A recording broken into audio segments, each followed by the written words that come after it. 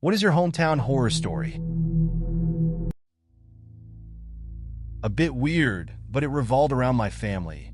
Actually, I come from a very small town in Northern California, population of about 3,000, where not much really happens other than gossip and probably a bit of inbreeding.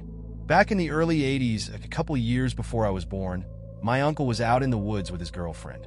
This area was relatively close to the high school, and it is where teenagers went to make out, smoke pot, and bang. A guy came up to my uncle's car, shot him a couple of times, and raped his girlfriend. My uncle died, and the girl came back to tell her tale and get help.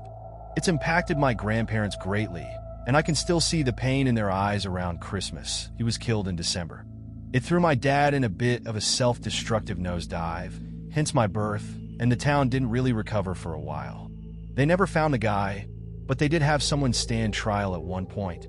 DNA evidence came back inconclusive, or something. The saddest thing I've ever heard was when my grandpa told me that no matter how many people we have over, or how full the house is, there is always one person missing. And there always will be. That's a heavy story. It's tough to hear how one violent act can ripple through a whole family and community. The lasting impact on your grandparents and your dad shows just how deep those scars can go. The idea of always feeling someone's absence is pretty haunting. It's a reminder of how fragile life is and how some losses stick with us forever. A 12-year-old girl, very self-conscious, used MySpace frequently and found a guy she didn't know personally who showed interest in her. The guy talked with her and built this relationship with her over the course of a few months. And then, out of nowhere, he became very hostile and said the most disgusting things to her. Turns out, the guy was really her best friend's MOM. The girl ended up committing suicide, and it wasn't found out that the MySpace guy was her friend's mom until a couple months following her death. From what I can remember, the mother and the daughter behind the MySpace postings felt little to no remorse, or at least showed none, and moved away. They weren't punished at all, as there were no cyberbullying laws in place at that time. It was probably the first real incident of cyberbullying, and it sparked a lot of media/legislation. It's a fairly well-known story. There's an ABC Family movie based on it. This story is really heavy and pretty disturbing. A young girl trusted someone online, thinking it was a friend, but it turned out to be her friend's mom. The switch from support to hostility had devastating effects. It's sad that it took such a tragedy to highlight the dangers of online interactions and the need for better protections against cyberbullying. The lack of accountability really shows how serious this issue can be. A sophomore from my sister's high school went missing around a month ago. Her mother was in a relationship with an abusive Chicano. With plans to file for divorce and to move down south with their family, the mother and daughter thought everything would be over soon. Girl doesn't show up to school for a few days, and her classmates just assume that she's sick. I'm sure her friends texted her, but those details are unclear to me. All I know is that the neighbors smelled something bad and had the police investigate the girl's house. Police find the girl and her mother bludgeoned to death and rotting away. Murder weapon was a hammer, and the boyfriend did it. Psycho just left them there. Craziest thing that haunts me is thinking about who had to go first and had to watch the other go down with a hammer being beaten to a bloody pulp themselves. Guy's in jail now, and I hope he rots there. This is really grim. It's unsettling how things can escalate in abusive situations. The idea of someone having to witness their loved ones suffer is haunting. It makes you think about the signs people miss when they're caught in a cycle like that. It's good to know the guy is in jail, but that doesn't change what happened. It leaves a heavy impact on everyone involved. In the 10 years I have lived in this rural southern town, there were two big murders that got a lot of press. The first was the death of a young mother of two who was a manager at our local McDonald's. She went missing, and a few weeks later her body was found stuffed in a trash can floating in the lake. My friend from high school and another person found the body. Her husband was having an affair and wanted to marry his side girl, but did not want to lose custody of his kids. So he killed mommy. She was 21. The second one started when police found the dismembered body of a man scattered around a wooded area. They never found the head, supposedly. They arrested 2 guys, and one of them was a guy who used to hit on me at work. I work in a grocery store bakery, and he was a big guy. When I say big, I mean big, pushing 500 pounds easily. That's some heavy stuff for a small town. 2 murders like that must have really shaken things up. The first case is really tragic, especially with the kids involved. The second one sounds pretty brutal too. Can't imagine what it would be like to know someone connected to it. Living there must feel different after all that happened. Couple from my high school, a year or 2 behind me. I was in the class with their siblings, now in their late 30s and married. Marriage is falling apart. He has moved out. She lives in the suburban home with the kids. She starts a relationship with a coworker, even posting tropical vacation pics with her new boyfriend. One day, the jealous husband goes to the home of the ex-wife of the new boyfriend, kidnaps her, brings her to his wife's house, kills them both, tries to make it look like the boyfriend's ex killed his wife. Jealous husband is instantly suspected and taken into custody and eventually convicted. That's a pretty intense situation. It's crazy how things can escalate in relationships. The whole jealousy aspect really drives people to do some wild stuff. It's hard to understand how someone can go that far, especially involving kids. The consequences here are severe, and it's sad to see how relationships can break down so tragically. It's a reminder that communication is important and things can spiral quickly. I had a Neeg boar who changed rather dramatically. She used to be a normal 40-something, moved around, did some gardening. Then she disappeared for a while.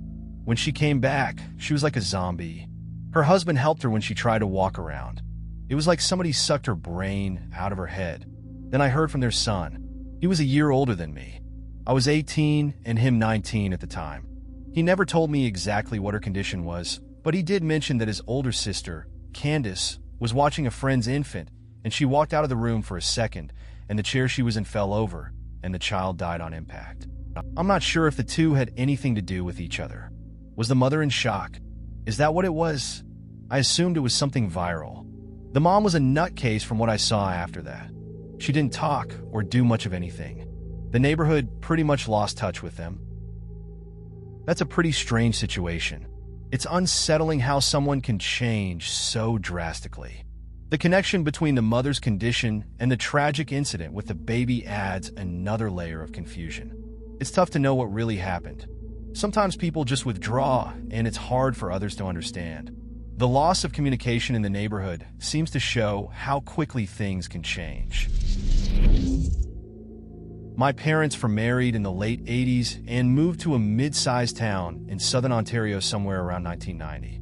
Around the same time, an older police officer who had a few years left before retirement decided he would ride out the last few years away from Toronto and got himself transferred to this town. Of course, a year or 2 later, some pillhead downtown got into an altercation with him, and the cops ended up getting killed. The search for the killer died down after a month or 2, and everyone kind of figured he got away until they found his body just north of town in a shallow grave with a bullet in the back of his head. Story goes that the cops got their hands on him and took care of business. Now, I wasn't alive when this all went down and heard it looks from my dad, who's been known to embellish from time to time. So I don't know how true it all is, but I guess I would be too surprised that a group of small-town cops in the early 90s would get away with something like this. It's an interesting story. Sounds like small-town life had its share of drama. The idea of police taking matters into their own hands isn't really surprising, especially back then. Your dad's perspective might add some flair, but even if it's partly true, it paints a picture of the time. Definitely not the usual upbringing story, but it shows how complex things can get in tight communities. Homecoming game freshman year, 2013, football player collapses right before halftime. Band goes to set, and cheerleaders get down one knee as usual. Player is down for a few minutes. He finally gets up and walks back to the sidelines with medic staff's help. Collapses again in front of the sidelines, still on playing field, does not get back up. 20 minutes passed. They start to defibrillate him on the sidelines while the game keeps going. Band heads to the back of the bleachers so we can get ready for homecoming crap. Ambulance is finally called for him. People are screaming and crying at this point. School decides to keep going with homecoming. The game is played in its entirety. Phone calls and texts start being traded that the football player was pronounced dead en route to the hospital, which was less than 5 minutes from the stadium, but the ambulances that were arranged to be at all games decided to work a haunted house the night of this particular game. Everyone figures out pretty quickly that the player probably died while on the field. Town still isn't over this 4 years later. This is a tough situation. The game going on while someone's life is in jeopardy is unsettling. It's hard to imagine just carrying on after such an incident. The fact that it happened during a homecoming event makes it even more tragic. It must have left a mark on the community, especially with that kind of loss hanging over everyone. It's a serious reminder about safety at events. A girl I went to school with who was a grad older than me was brutally murdered by 2 people she knew. They beat her till she was barely alive, left her for dead, and then came back a lit on her fire. She was still alive. A law is currently being written up in her name because she was special needs, and they want harsher punishments for crimes like this. She was one of the sweetest girls, and I think of her every so often. This happened 2 years ago today. Another one was a woman my aunt worked with. She dated someone from work, in a factory, and they hire ex-felons. Everyone knew he was abusive. One day, she didn't show up to her shift, and everyone, including me, crazy, went on a manhunt for her. She was found strangled to death in her car in a parking lot. Very sad. And lastly, a girl I graduated with had a suicidal mom who jumped in front of a train about 10 years ago. Lots of crazy stories for such a small town. We'll link to stories if possible if anyone is interested. It's tough to hear about such tragic events, especially from a small town where everyone knows each other. The impact of these stories stays with people, and it's good that there are efforts to create change like the law being proposed. It's a reminder of how important it is to look out for those who might be in danger and to address issues of abuse. People carry these memories with them. I went to junior high with a kid who gunned down several people in a mall in town. Don't remember ever talking to him personally because he wasn't on my team at school and therefore we did not have classes together, but I recognized his name right away when it happened several years later. Being that the tragedy happened so close to home, I have no idea how widespread the story really was at the time, but the shooting happened in a Von Moore, if that rings a bell. Insanely sad event to see, especially in my own community. It's tough to hear about events like that, especially when they hit close to home. You go through school and might not realize how some people are struggling until something tragic happens. It changes everything in a community. It must have been hard for everyone involved, even if you didn't know him personally. It's a reminder of the impact of violence on everyday life. When I had graduated high school, a drug-dealing friend of everyone in my class was murdered. His house was broken into, his family was taped up, and they took him in the car and left. They took him around the area trying to get him to show them where he kept his money and weed. He kept giving them fake places, and he eventually escaped and got out of the car and ran away. One of the guys in the car gets out and shoots him in the back. He was found by passing motorists while he was waving for help, but it was too late. 4 men were involved and arrested. That's a pretty intense story. It's really tragic how things can escalate like that, especially when drugs are involved. The whole situation is messed up from the home invasion to the murder. It must have been tough for everyone who knew him. It's crazy to think how quickly life can change and how dangerous some lifestyles can be. The involvement of those guys shows just how far some people are willing to go.